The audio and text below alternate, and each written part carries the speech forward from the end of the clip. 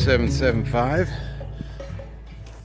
Not working in my normal environment. This is a subdivision that we're putting a ground mount in, and that's usually pretty tricky. They have just enough room, and their west shading is going to be a little bit much, but we're going for it. Sol-Ark 12K with 3 ARC batteries, and it's taken us a while to get to this with the paperwork and interconnection agreements and all of that, but we have the post pounded in really well, and that's when that thing really shines, not having to bring concrete in here, get this thing built. And then I've got to dodge the usual landmines. There's water lines. I got to cross septic. I got to cross septic twice. Not looking forward to that. So I already ripped out one power line. So awesome. I think it's dead though. Well, it's dead now. And I got to come up through here, ford the juniper trench through here. Got to get down 2 feet. It's going to be great to hand dig that. There's a septic line I just walked across. I got to get under this sidewalk and get over here, conduit in here somehow, some way, into our little baby mech room. So we're putting our batteries in here. We're going to put a wiring trough in here and a 12K right there. Willis working on that. And then this was an older system, his original system. It's got a China diesel, I think it's a 15K little diesel generator, a basic bare bones Ames 12 volt system, and some transfer switches. We're going to tie into this, be able to use the generator, possibly AC couple this. I haven't made up my mind, but we have access to get back and forth from the old mech room to the new mech room. And then we have got to get over long ways to the other side of the house for the AC disconnect, our grid tie-in, our grid feed. So got a lot to do. We're halfway into day one, and I just got to get the shovel out and start digging. But I was hoping to scrape as much as I could with the excavator before I have to shovel. All right, so far we haven't hit the landmines that we know that are in here. Septic lines down 24 inches everywhere, just going slow, but it sure beats a shovel. We just had a torrential downpour, making mud. Now we're gonna finish paneling this thing, we think. So, oh, here it comes again. All right, but we're paneling. Tony and Wes. Day 2 subdivision ground mount install, and we're doing subdivisions. Everything's a lot tighter, and there seems to be more landmines. So anyway, we got to get solar in here, and to get solar in here, I've got to get under the sidewalk, and there's some conduits here. We're gonna hand dig. I was able to go really slow, and with the excavator, with a spotter, and not tear anything up. Boy, did that save some time. Over to the solar array, which is back there a little ways. And then, so my buddy Tony suggested getting some augers that we can put on a drill. So we got auger here. These are just planting augers. They're little, put them on a drill, and little auger bits. I haven't tried this. I usually just shovel it. But Altera at Home Depot, planting auger bit. I'm just going to put this on the whole hog. I got 2 of them, so I should be able to get over here. Yeah, should be able to reach. Oh, it's awesome. So I bought 2 in case I tear one up. All right, we just passed our trench inspection. He didn't barely look at it, but now we're gonna do, Tony's the one that told me about this. Remember, check out Thrasher's, what is your YouTube? Tony Thrasher on YouTube. Check out Tony. So Tony's been helping us on a lot of solar jobs lately, and he's got all these tricks up his sleeve. So we're gonna see how this trick does to get under sidewalks with a planting auger. Hit it. You gonna go higher? Hey, go higher. You want to go higher? We don't have to go real low. Look at. Enough? I mean, low enough? Yeah. Good. Look at that sucker dig in there. That beats a pressure washer and making mud and. Oh man, you found a cavern. Look at that. And there, the finished product under the sidewalk using the little planting augers. So sweet. That's a good move. Thank you, Tony Thrasher. For that, you got to go check out Tony's channel. He started a YouTube channel, and we got a lot of things in common, but he does a lot of other cool things with greenhouses and all sorts of stuff. His grading business, HVAC, you name it. So go check out Tony Thrasher's YouTube channel, please. And man, I would have still been digging on this thing. So that's simple. I don't even know what they cost. I just said, yeah, that's got to work. So I actually put a whole hog on to do most of the digging, and then with a regular drill you can reach a little bit farther in if you clear out, because this was farther than 2 augers. All right, as part of this project, it's getting really hot, which reminded me that we need to get their air conditioning running. And to be able to do that on 112K Sol-Ark, we need to add a micro air easy start module to this Goodman 3-ton condensing unit. So Tony, who is licensed in HVAC as well as augers under the sidewalk, is hooking this up. Basically have 4 wires. He pulled it up. There's just a short procedure. You pull the QR code for residential, commercial, then you find this model, and it tells you it shows you the wiring diagram. So we're just going to do an amperage inrush test before we hook up the easy start. So let's go ahead and give it the juice. Oh baby, 111.5. Wow. You heard that. Bam. All right, the micro air has been wired in, and now we're going to capture the inrush again. I'm going to put the power, go ahead and put the disconnect back in.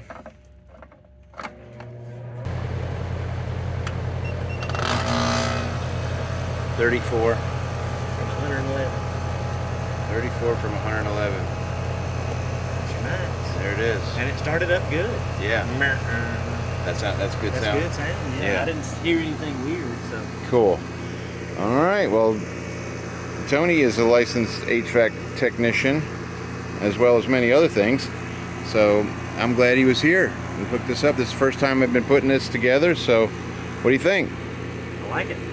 He's going to put one on his house. He's got it mounted. Already mounted. But he hasn't hooked it up. I haven't wired it in yet. So that's our first test. That is awesome. All right. Well, let's button it up, and we can start this 3-ton heat pump now with a single 12K inverter. All right, it's day 3. Just pulled the meter, isolating the house off. He had an existing system, like I said before, with a generator, 16 kW generator that ran the whole house. So we're using some of the existing infrastructure, and we're having to add for code our fusible disconnect and hijacking a few wires to add the grid cell and off-grid capability. Willis is real thankful this thing has a set of double lugs in it, so it makes our tap real easy. We were going to double lug in here, but he got double lugs when he opened that up, so he was happy with that. That's a surprise.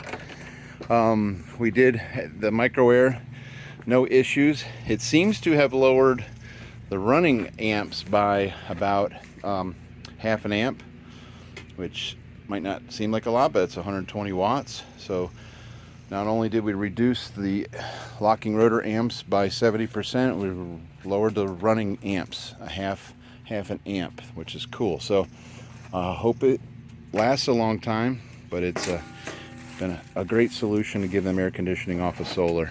All right, we're adding J boxes on top of J boxes. We have 4 transfer switches and at least 4 J boxes in this. Hijack the wire from the house over to the garage and switch it up. Anyway, it's a little confusing, but it's about to be all reconnected. The house is back on the grid. We're about to get the garage back on. So Willis is working on J-box number 1 over here at the house. And then we've got another one on the garage. Don't usually do this or even like this, but the necessity of the yard and the wires were already in there, so we're going to make the best of it. So here's our other J-box number 2. We're hooking on our SCR cable, and then this is what we're splicing together is actually our bidirectional grid feed cell back. So we will use our Polaris lugs in here, and then our next J-box is up in there on the load side. We got another junction box, and of course we have the next junction box. A lot of it's going to be joined in here. We've got grid, we got generator, we've got load, and this will be the load that gets connected and splits and runs to the house and then runs to the panel in the garage. Bypass, this is Sol-Ark or grid, Sol-Ark or generator. And then we have another, depending on, pick your generator. You can have, it's getting crazy. We've got a diesel generator here. We got this old Ames. We're still gonna incorporate it in here through this transfer switch. So we can select which generator here, and we got to land wires there. So we've been hijacking and J-boxing and transfer switching 4 junctions, 4 transfer switches, but it gives him all the options he's going to need. He can run the whole place on the generator. He can run the whole place on the Sol-Ark. He can run the whole place on any of his power sources. Even the Ames can't physically run everything, but it can get electricity everywhere. And now we're going to be interconnected to do power, so we'll be able to offset his power bill and run completely off grid and use the generator with the Sol-Ark to charge. And everybody's looking at me like I'm crazy, but I just wanted to put in one more level of isolation so I could have the diesel generator run the whole place, because that's been effective for this customer in the past, and we gave that back to him as well. All right, it's commissioning day, inspection day, labeling day. I just turned on grid cell. Ooh, just to see what she'll do. And she's ramping up there to sell. I don't have a bidirectional meter in yet. This is just a test, and I'll shut it back down. So it's selling back. Doesn't seem to be a problem. Batteries are full, using the ARC lithiums. I got to label my crazy transfer switches, and just doing a little testing here. So nice to send. That's what we want to see every day. And so we have off-grid capabilities, grid tie net metering capabilities, backup generator charging, and solo generator capabilities. I get that labeled, and that's all fed over here. So just getting the labels put on things so we can pass this inspection. Hopefully they will like it. Try to keep them as neat as possible. It's cleanup time, polishing time, make it look good. So nothing is a flag. So cool, selling about 5 kilowatts back. It's early in the morning. That's a good sign. So I'm going to take it out of grid cell because we don't have a meter in there, and he's going to get charged for me doing this. Oops. Put it back in limited power to home and go back off the grid. So that'll switch off here. There we go. Back to just running the loads, charging batteries, and running pool cleaner right now. Okay, that's good. So grid's on, generator's on, load's on, so we're good. Keep labeling. We'll be back. All right, folks, this is proof we have no grid support. Yellow there. We are running a 3-ton air conditioner that we added the micro-air easy start to it. Started without any problems. We could never start that. The locking rotor amps were like 112 before this. So yes, you can have air conditioning off of a single inverter and a decent size array, and you can have air conditioning, and you can have heating too. So that changes everything for me, because there's a lot of people that really don't care whether they have solar or not. They want a hot shower and they want to stay cool or warm if the power goes out. And that micro air does it. Doesn't it, Willis? Oh, it works. It works awesome. I cannot believe I didn't see any light flicker. It went outside and the unit was running. It's a new era. Yeah. So that is really cool. I'm super psyched about it. Yes, you can upgrade your HVAC to a high dollar inverter, compressor, 3-stage, blah, blah, blah. Talk to your HVAC person about how much that's going to cost. But a lot of people just don't pay attention to their HVAC, and some of the units are very old. And I'm just walking over to where it is, where it's running. So we are cooling this house. You can kind of hear it. I can almost think I could get away with running 2 of these. I don't know. I'm going to do a test. Another test. So this Goodman 3-ton that has quite the list to it is doing great on the micro air. So it started, the easy start started it no problem on a Sol-Ark 12K with 3 ARC batteries. Yes, it's a good solar day. But I should have tried to start it just on the batteries. All right, we're just wrapping up here, just past our final inspection, which will be handed off to Duke Power release, so we can get at this thing interconnected and zero their bill.